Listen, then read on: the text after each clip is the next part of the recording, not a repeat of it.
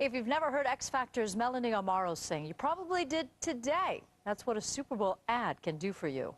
All I'm asking is for respect.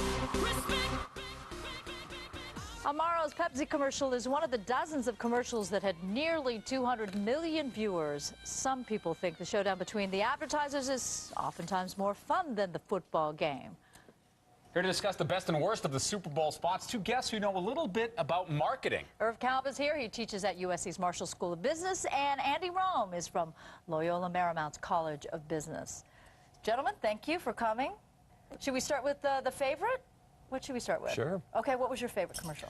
You know, I really like the Honda CR-V commercial, and I think I'm dating myself because I knew the movie Ferris Bueller's Day Off. That was the Matthew Broderick one. Matthew Broderick recreates the movie, I thought, brilliantly. Now, whether it sells Honda CR-Vs over the next few weeks, that's to be questioned. Should we play a little of that?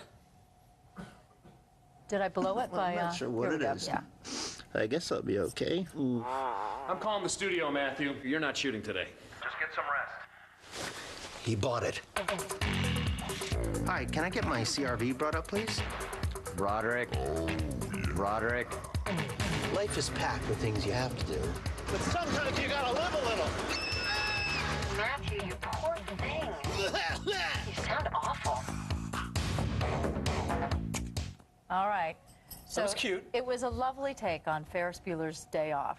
But will it sell cars? Well, I think the question is, will the in-market 20-something, 30-something car buyer have seen the movie? Right. Which the answer is Exactly. possibly, possibly no, right? Which is why the Jerry no. Seinfeld commercial maybe would hit its target market a little better. Same time period, right? Sure. It was Sure. popular in the same time period, but clearly they're aiming for an older No. demo. Did you have a favorite? I like the Bud Light premium commercial. Bud Light, yeah. Yeah, I thought that really talked about the benefits of the product, and oftentimes beer, the bottle sells the beer. Like in the old days, Corona had a unique bottle. This was a very unique blue bottle. Well, let's look at it. Yeah, let's take a look, and then we'll talk about it. Your economy get very Oops, weak. not that. Ours get very good. We take your jobs. Thank you, Debbie Spend It Now. I think this race for U.S. Senate is between Debbie Spend It Now and Pete Spend It Not. Okay, that was a little bit of a gremlin mistake. So here's the question, though. Yeah. We're talking about $3 million roughly for a 30-second spot. Every Super Bowl, it's more expensive. Right. That's a huge percentage probably of a company's entire budget, unless it's Anheuser-Busch or something like that. I mean, and then Susan asked it, how do you know whether it's going to translate into sales or not? It's a gamble, isn't it? That's a really great question, and it's impossible, if not, difficult, if not impossible, to really measure the direct effect of TV commercials. What companies are doing, though, is they're pre-releasing ads online and then hoping to prolong the engagement. That's part of the discussion. After. Yeah, it's the way social media has changed the whole game. But let's talk about Ira. We talk about your favorites. Let's show the worst one. We'll try to get Since this one right. Get to the Which was your worst favorite? The worst your least one, favorite, I guess to me, was the GoDaddy commercial, and that was also the worst one on the Facebook USA Today poll. Okay. They also thought that was the worst one. Let's check that one out. This sure is a crazy way to draw attention to .co domain names from GoDaddy. Who won't notice a hot model in body paint? True. She stands out like a hot new .co. They definitely get you noticed. That's why smart businesses go with .cos from GoDaddy. Done. Wow. I think we missed a spot. Spots.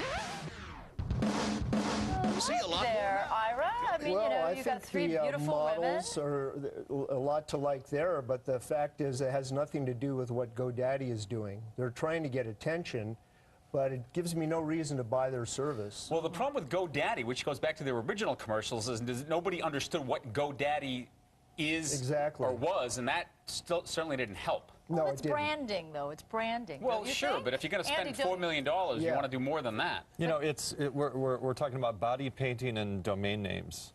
Yeah.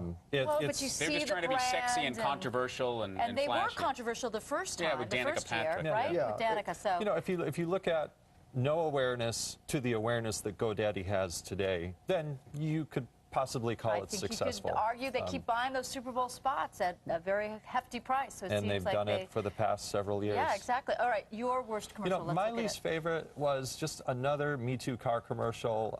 It was a Cadillac ad, and it basically showed a car driving down a windy track, and we've seen it before. Nothing expected. They call it the Green Hell, a brutal stretch of asphalt in the German countryside, designed to push the limits of car and driver. It's where we developed the all-new Cadillac ATS, built from the ground up to take on the BMW 3 Series. So if anyone tells you that Cadillac can't beat the world's best, just tell them to go to Green Hell. It's a long 29 seconds before you get to that punchline. Right. Go-to. And again, it's the car that looks more beautiful than what we would typically have in our driveway, and it. So as college professors, you teach marketing classes and so forth. What would you tell your students about Super Bowl commercials? It's more and more. It's the ability to tell a story with emotion, but also that story has to somehow drive either brand awareness, brand image, or sales, and that's the really difficult And it's part. tough to do in 30 seconds, right? Yeah. I respectfully disagree with that. I think that commercials have to convey a benefit to the user, and it has to be very clear what that benefit is. I think it's true that if you get emotional connections, that's good, but you should also convey a benefit of the product and give people reasons to buy it. I guess I'm old-fashioned. I think the commercials should sell the product. That is both views, I think, are valid, right? Gentlemen, thank you for joining Thanks a lot. us. Ira, Appreciate Andy. it. Thank you. Thanks We'll for see you inviting at me. 11 o'clock because we have a lot more We can go into more depth. commercials and Thank more you. things to talk about.